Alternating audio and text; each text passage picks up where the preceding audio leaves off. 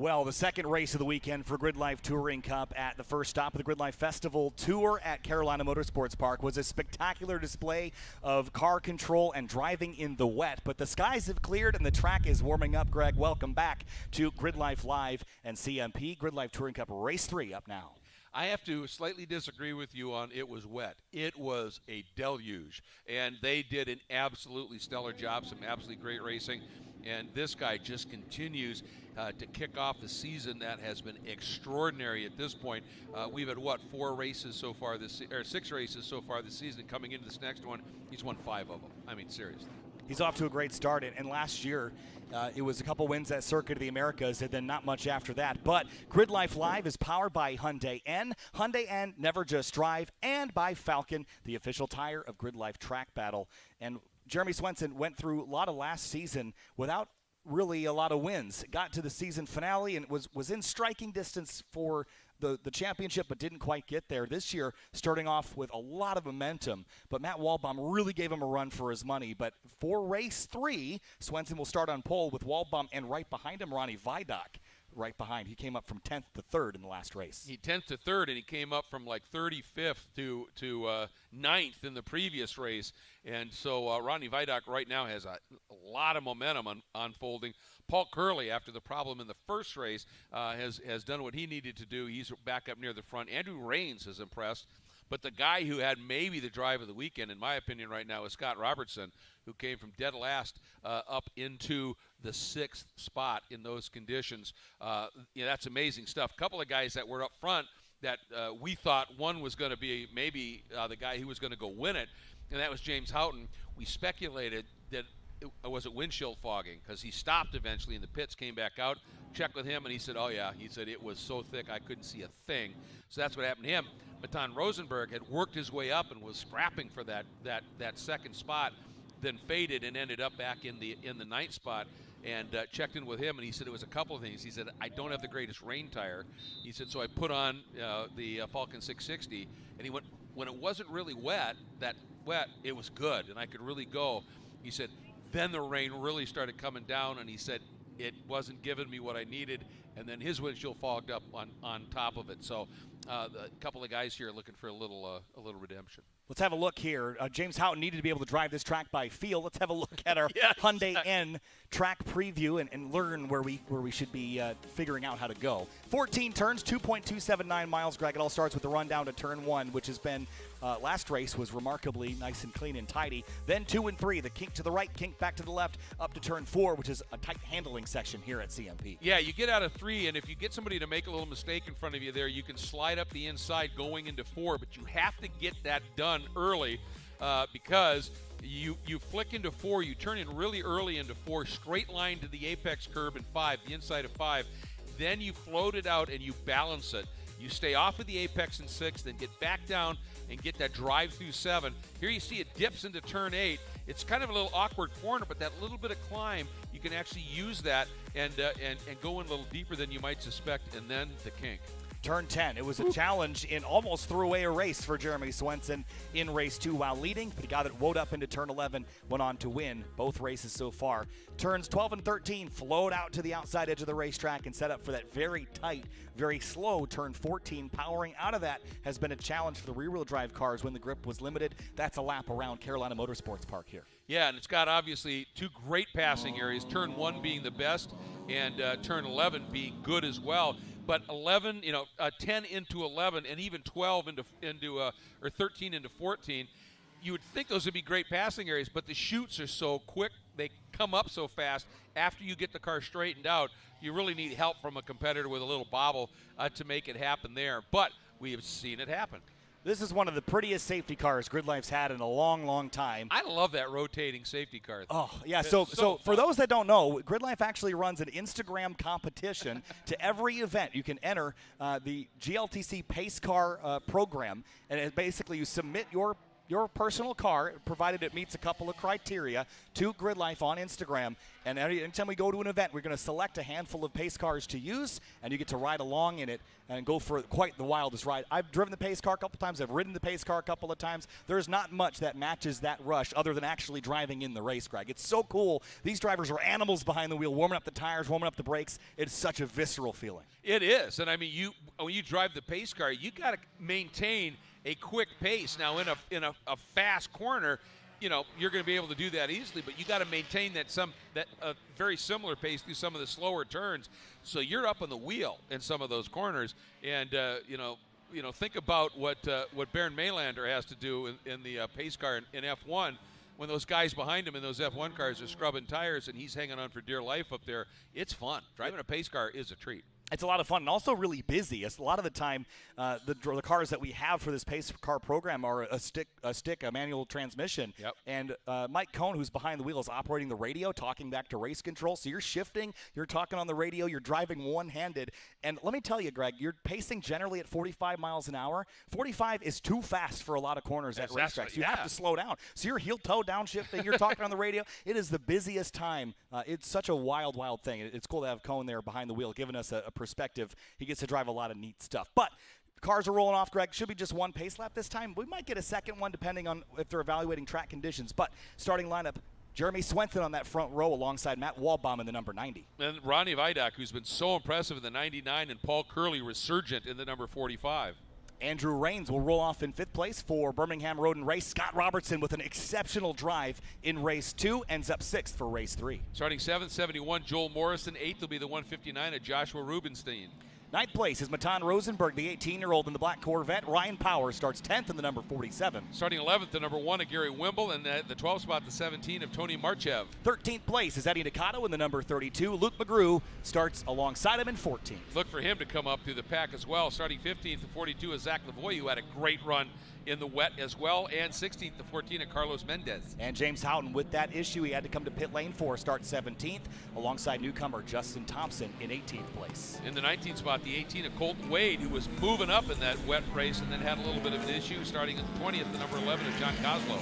21st place is Brian Tyson alongside Justin Lee in 22nd. And Greg, as the pace car will make that hard left onto pit lane here momentarily, the field is packed up, paired up, re-racked, restacked. We're going racing in GridLife Touring Cup for the penultimate time this weekend. And remember that our race 3 sets the race 4 starting order as well, but there is a random invert of the top third of the field. It's critical. Here it comes. Scott Giles with the green flag in hand, waiting to go racing at CMP. There it is. Green flag flies, and we're racing once more at Carolina Motorsports Park down towards turn 1. Waldbaum trying to stick around the outside. He's got overlap, but Swenson clears him as Waldbaum runs wide. Yeah, that Waldbaum, there's no way he was going to be able to come back and save that. But look at Vidoc. He's right up there. He is side by side with Waldbaum. He's got the inside into turn 4 if he can stay there. And Andrew Raines getting by Luke McGrew as well. Move the Birmingham Road and Race car up a position. Joel Morrison behind Gary Wimble. Matan Rosenberg there as well. It's getting spicy back there behind Zach Lavoie in the middle of it all as they enter turn 4. Oh, 2 abreast up through turn 6. You got to give way at some point there, and they do nice and clean. But look at the jump again out front by Swenson. And Paul Curley was all over somebody down there entering turn number 8. I think that was could have been the 47 of Ryan Power based on where they started. Down into turn 8, Swenson tries to sprint away once more. Waldbaum back to second past Vidoc. Then it's Curley, and no, that's Andrew Raines that he just got by with a small car behind him. Is that still Scott Robertson? You can't even see it behind the BMW. Oh, and a big lunge. I think that may have been McGrew, but he couldn't quite complete the move. Had to tuck back in. And there's the 71 of Morrison right behind the 213 of Robertson. Robertson and Morrison both on form this weekend. Great to see. And then there's Matan Rosenberg. Looks to the inside there. Couldn't quite get enough overlap. Now is he going to try and plant it on the inside? The back end stepped out. But he's there. It did step out, and Ryan Power is behind in his first weekend in GridLife Touring Cup. Watching these two tango. S2000, that is a V6. And past goes Matan Rosenberg into turn 14. Nice clean pass there for position inside the top 10. Yeah, and that's that overlap we were talking about. And once you establish one of the Corvettes, that may have been Wimble getting it all kinds of crossed up. Once you establish that overlap, you have earned that piece of racetrack. And that was a really, really nice job as they let him come through nice and clean. But once again, after one lap, Swenson almost a second up already. He just gets going, but Walbaum has eaten into that already by at least half of it, Kyle. He is really hungry there. Look at him closing in. One of the other factors, rewards weight. Swenson's car is heavier than it has been all weekend long as, Scott Robertson slips it around the outside. Is that McGrew that's going to squeeze? No, it's not McGrew. It's Rosenberg. It's Rosenberg in the 484. McGrew's back in 12th. And, man, Matan is moving now forward up towards the top 5. Yeah, he said his car was great in that wet race until it really started to rain. And the tires couldn't stay with it, and he got fogged up. But, I mean, he made some amazing passes early in that. He's ready to get after it. And back in the field, huge battle going into turn 8. We were 3 wide for a second. I know. Here comes Paul Curley powering up alongside Matt Walbaum, who goes defensive down the back straightaway into turn 10. Wow, Curley makes that move and slams the door shut into turn number 10. Walbaum back to 3rd on the brakes. Can he get back to the inside? He does. That was really tight there into turn number 11. Ooh, and he got up on that curb. And I'll tell you, Matt Walbaum right there showing the respect. He got up on that curb. There was a big wiggle from the car, and he just got out of it. Said, I don't want to slide in to Paul Curley. And so those guys really showing some nice respect out there. Then behind them, not so much. Look at this side-by-side action as Rains and Viaduct side-by-side coming up into a snug little corner here, turn 14. And looking to split them, that would have been pretty impressive. Andrew Rains trying to get by Ronnie Viaduct for 4th place, and then Matan Rosenberg, who's come forward in this race, following Viaduct, following the faster line into turn 1. And Curley got Walbaum. Walbaum, something happened there, and he lost a little bit of ground. Oh. Look at those 3. That's Rosenberg behind him in the vet. You've got 3 completely different types of cars there. Look how close they are. And behind, Scott Robertson, Joel Morrison door-to-door, and Ryan Power is chasing those 2 still. They've been door-to-door for a while. Up the inside comes the 47 past Robertson, who's offline, has to concede the spot as McGrew gets bigger in the mirror. Yeah, he sure does. And I'll tell you what, just some phenomenal racing we're seeing here. Up at the very sharp end and everywhere on the track. But Swenson now, with Curley and Walbaum having their battle, guess what? That has allowed Swenson up by almost 2 seconds. Last time by, and another move down into turn 8. That was McGrew on the 213 of Scott Robertson. So there, Corvette, S2000, Integra, Corvette, BMW, S2000, BMW. Diversity all through the top 10 here. And there's an NB Miata there at the back of the shot. Josh Rubenstein in the number 159. And Carlos Mendez having a great debut in GLTC, running 12th right now. Yeah, full quarter of our field are newbies to this championship. But a number of them are pretty familiar with this track. And a little bit of a wide run there by Power. And that has allowed Luke McGrew in that black number 7 Corvette to get to that outside, which is the quicker line. It looked like Robertson might try and come back through on him, but couldn't quite get it done. Yeah, Robertson is coming back past the 47 as well. And now Rosenberg is back behind Ronnie Viaduct in the 99 Integra. The DC sports car runs the normal line, not going to defend. Rosenberg pops out to the inside for turn 1. I think that was a little bit late, so not sure if he was able to get that one done. And again, you've got to establish that overlap. You can't just lunge into somebody. And Matan, a young driver at 18, works on this car pretty much himself, but he's also really clean. Paul Curley just ran the fastest lap of the race, by the way, purple. So he's been the fastest driver on track. We still have a ways to go in this one as Rosenberg tracks Viaduct, who's wide up on the curbs at turn 6. And at 7 now, Rosenberg right on the bumper of the DC Sports Integra. I think Rosenberg's going to get him because if let's see if he can get enough of that torque of that vet is going to allow him just to ease up to the inside and right about where he'll run out of steam. And there you can see Viaduct a little bit deeper, but that inside line for Rosenberg's going to pay. And that lap by Curley was 7/10 faster than Swenson. You can see that margin is evaporating in a hurry at the front. It's coming. Paul Curley has been here before, which is not common amongst most of the competitors that are here. A lot of the normal GRIDLIFE competitors have never been here before. A lot of the new drivers have. Curley's not new, but he has been at this racetrack before. Now the 99's in danger of getting passed by Andrew Rains. And look at this, Luke McGrew all over the back of Joel Morrison now. This is for 7th. Luke's going to show the nose here. Wasn't quite close enough, but just trying now to get into the head of Morrison right now, and he's down to the inside. He got him offline just a little bit, but that outside line is usually quick. But McGrew now with the torque of that vet, he should be good into 14. And Morrison will concede the spot. Great racing between these two. And now Luke back up a little bit closer to the top 5. And here's a battle. Eric Jensen, Zach Lavoie a little bit further down the field as they continue to scrap. LSFRS versus K-Swap S2000. And then a couple BMWs behind West Case. Justin Lee is in the mix there in the 33. Look at the crossover move here maybe to the outside of the 32 of Eddie Nikado. Now back in line for the front straight. And here's Lena Chin leading that whole pack. Yeah, Lena doing an absolutely superb job right now running for the ASM team. And you know that they have given her a pretty stout car.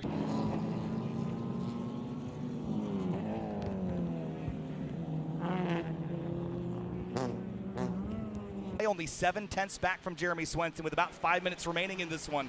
It's going to get really interesting. Adam Ulrich is also behind Colton Wade, I believe, in the 18 car, the Fields Auto Works machine. There are your leaders. Swenson, his gap dwindling as it did in race 2, but Waldbaum wasn't able to complete the job in race 2. Can Curley do it in this one?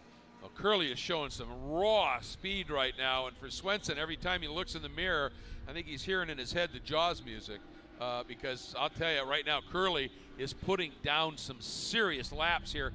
I mean, his last lap was a 42 flat to Swenson's 42.6. Oh, some side-by-side leading into the kink.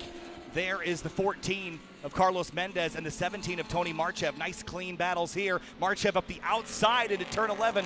Maybe cross him over at the exit when the 14 bounces off the curb, but excellent line there by the 14. Yeah, that's 14th and 15th, and they are having a huge scrap up into that really fun, tricky but fun 12 and the leaders, they're a 10th apart. The leaders, Swenson and Curley, they came through the crack in the tent, and now here comes Curley to the inside. He had overlap for a moment. Swenson on defense now as they head to turn 3. Well, and we watched this earlier when Luke McGrew was doing it. He gave up the exit of 1 to get a good run through 2 and 3, and Swenson would run wide, then cut back. That's a longer way to go, and it's a little slower, and that's where I think in part Curley's making up some ground. Now we'll see if Swenson has been able to save a little bit of tire, because he's going to need it for at least 2 more laps, I think. There was one car off to the side. I think it was Dai Win in the 888, but there was one car parked just off track. Shouldn't be a big concern, but into turn 8, that 45 is all over Jeremy Swenson. Greg, he was so close. I saw them come by a hole in the tent, and they were just like nose to tail. And look at this, Swenson defensive. So, yeah, and we watched him do this against Waldbaum, where he would always be right where the guy pursuing wanted to be able to put his car. We'll see if he's going to be able to do it again. Even with that defensive move, Swenson was pretty solid through that kink, wasn't he? Didn't give up much there at all, but it's like 2 car lengths right now. And I think we're getting into the part of the track because Swenson's talked about his car just, being a bit loose. And you can see he's got to keep it pinched to the inside. And this is where Curley rolls some serious speed on that outside line. And look at him gain some ground here. Final corner, turn 14. We should get either 1 or 2 laps to go this time by. We'll see when the white flag waves, but Swenson leaves the final corner and heads for home. There's the white flag being displayed. 1 lap to go. Curley has 14 corners and 2.3 miles to get it done. Looks out to the inside at turn 1. Can he spook Swenson into a mistake? Swenson leaves him some space, but gets to the apex. It's a car. Oh, the slide by Swenson right there as he got the inside curb. But again, he slid right in front of where Curley would want to maybe do a counter move. And Curley had to check up just a little bit. And that gap opens up by another couple of car lengths into turn 4. Just ebb and flow, Greg. It's growing, it's shrinking all over the road. Waldbaum unable to get to them, but it's 3 car lengths now. Maybe 4, maybe 5. Swenson stretches it, leaving turn 7. And Swenson, he's really driving this car well right now because in that 5, 6, 7 complex, we were seeing in previous races the back of that car stepping out, and he was really having to battle with it. And it looked a little cleaner, but Curley gets a really good run out of 8. And see if he can get any kind of a run. He's closer than he's ever been out of 9. Swenson goes big defensive. We've seen Curley willing to go around the outside, and Swenson goes back. It was a block, but it was also to set up for that corner a little bit. And we'll have to see how Mr. Curley feels about that. But boy, are they putting on a show. 1 car length between them. 3 corners to go. 12, 13, 14. Curley is there, but where do you go? The Viking Performance Corvette just in the way. Around the outside now, rim riding 13. It's going to come down to the final corner like it's come down the last couple of races. Curley is there to the driver's left of the leader. Side by side into the final corner. Swenson's got it. Crossover at the exit. No. Swenson covers, and they head for home. Curley side by side. Swenson slow. Here comes Paul Curley to the stripe. And in the final turn, he's done it. Paul Curley passed and wins GLTC Race 3. Holy cow, what a move by Curley. And how that worked. And you could see Swenson as they came by. He was already giving him a little thumbs up, I think, saying, nicely done, bud. He went to the outside, and what that did, I've talked about it. It tightened up Swenson's radius. He had the overlap. He had to go slower through 14. Curley could roll more exit speed and got cleanly to the line. Last lap pass at the stripe. Look at this. They're still coming through. There goes the 14, and Tony Marchev passed. Carlos Mendez beats Marchev to the line. Lena Chin, Zach Lavoie coming across. And look at this. Robert McDaniels, by the way, in the 165 in the Accord, trying to go the long way around here in the final moments. That's the 165 car. All over the, look at the size difference between these cars. It's unbelievable. Couple corners left. McDaniels making that little spec Miata move. He is hustling it, and he has to, doesn't he? Getting a lot of heat right now from behind. Oh, here comes the Accord up the outside now. Down into turn 14. The same thing we saw with the leaders, but this time far down the order. And the 165 a little bit wide up onto the curbing and back to the stripe. Here they come. It's a drag race to the line. Once again, how close can it be? Oh, I think he got him. The 165 got him. That was Carter Hollis. Yeah. Past McDaniels by a tenth and a half of a second. Holy moly, that was just phenomenal. And just a couple of notes here. James Houghton made up 10 spots in that race, 17th to 7th. Good run for him. I tell you, Matan Rosenberg, as he's getting more familiar with this car, he is impressive. And he told me, so once I get a little aero on this thing, we're going to be there. But he's already knocking on the door of podiums. Curley, Swenson, Walbaum, Rosenberg, Vidoc, your top 5. Then Luke McGrew, James Houghton, Andrew Rains, Joel Morrison, Ryan Power in your top 10. Josh Rubenstein knocking on the door, though. Robertson fell back to 13th. Carlos Mendez, Tony Marchev, what a battle they had for 14th place. Yeah, and then 15th Marchev and Lena Chin. What a drive up a number of spots in the ASM S2000 up into 16th. Zach Lavoie up into the 17th spot. We take a look at the rest of the runners here. And again, Tyler Starr, we've seen him put in a couple of great runs. A little bit of an issue in that one. And I noticed on one of the chats, Andy Funston there said this is the most fun I have ever had in a race car ever. I love this series. Retirement for Gary Wimble. Yeah. So the 37th place car is the number 1 car, and Wimble had to hit pit lane for some kind of problem. And I almost wonder if Swenson was running low on fuel or something in that race, because he just looked like he got out of turn 14 and just didn't have the drive, Greg. But either way, what a battle up front. We are being treated to some amazing racing here this weekend. Well, and remember, you talked about it. He's carrying a lot of rewards weight on that car, and just accelerating that out of corners and slowing it down into corners, it takes a toll on tires, and it doesn't accelerate as well. And Curley had no rewards weight after a couple of problematic runs and used it to full advantage. So GridLife Touring Cup is complete. At least race 3 is complete. Race 4 is up next. But Cerise down in the paddock has Nick Swan, who leads our drift group. Let's head down to Cerise with an FCP Euro pit and paddock report. All right, guys. So as we have this next drift session getting together, if you've been following grassroots drifting for the last 15 years, you probably recognize my boy Nick Swan here. Now, Nick, what's the biggest difference between driving from a local grassroots event to something like GridLife? I would say the main difference is GridLife isn't a drift event. GridLife isn't. I mean, it's a motorsports experience. I mean, just right now we're about to go on after the GLTC race, and before that was Time Attack and so on and so forth with Sunday Cup and all these different ribbons of racing that you experience at a GridLife, any given GridLife weekend. So drifting is just a feature of GridLife, and I think that's kind of what sells it too. Is it's for the drivers too. They're a part of the entertainment. They're a part of the production. It's not. This isn't the event you come to, to learn how to drift. This isn't the event that you come to. It's not professional competition. It's a jam session. It's an expression session with your boys, with the locals. And you can register as a solo driver. You can register with your homies, and it's for the stylish cars. A lot of pro drivers do come out. It's a good opportunity to work through some testing without having to worry about renting the track yourself. The drivers are kind of in control of what that session is for them. So you heard it. If you guys kind of know what you're doing, sign up for the next GRIDLIFE event. Thanks, guys.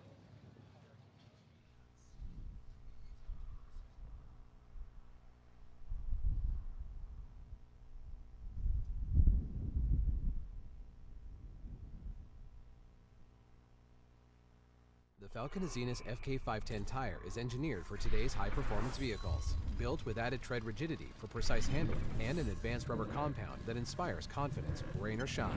Get more out of your sports coupe or sedan with the Azenis FK510. Owning a car can be expensive. It can also be confusing. What? And when things don't go right, there's no doubt it could be frustrating. But it can also be a lot of fun. And for those reasons, FC Hero exists. Check this out.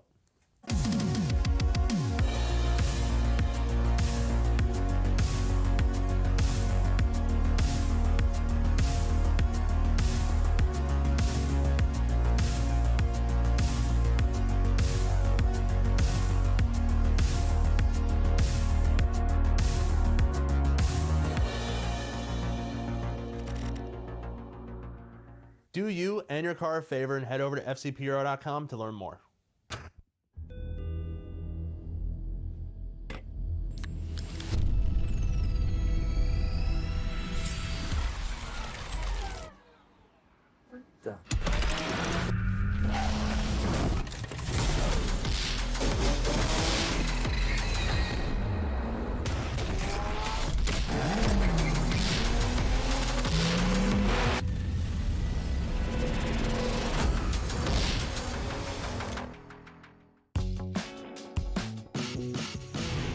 Hi, I'm Chris Forsberg, and when it comes to classics and high-performance cars, I only trust America's #1 racing oil, Valvoline VR1. It's built on Valvoline's long legacy in racing, so I can continue to build my own. With 2 times more zinc than the industry standard, VR1's high-performance formula is tested on the track and trusted on the road to ensure your engine is protected from metal-to-metal contact. And I use it so much, I haven't got my car on the bottle. That's why whether I'm racing or cruising, I protect everything I drive with Valvoline. Valvoline, trusted for over 150 years.